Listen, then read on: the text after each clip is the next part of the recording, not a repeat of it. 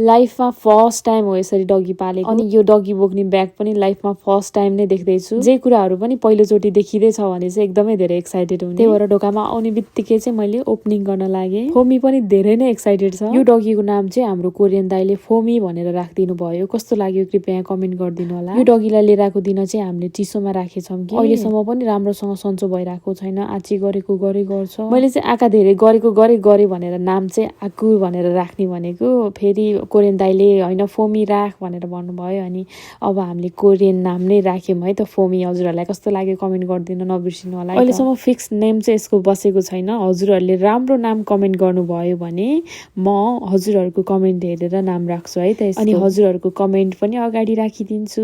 यो ब्याग चाहिँ मलाई राम्रोसँग मिलाउनै आइराखेको थिएन। अनि बल्ल बल्ल मैले थाहा पाएँ कि यसरी ओछ्याउँदो रहेछन् भनेर। एकदमै इजी हुँदो रहेछ, जताततै जाली राखिदिएको हुँदो रहेछ। एकदमै सजिलो रहेछ है यो ब्याग। मलाई चाहिँ लास्टै नै मन पर्यो। फोमीलाई चाहिँ भित्र हाल्न पाएको छैन, निक्लिन हतार हुन्छ। Thanks for watching.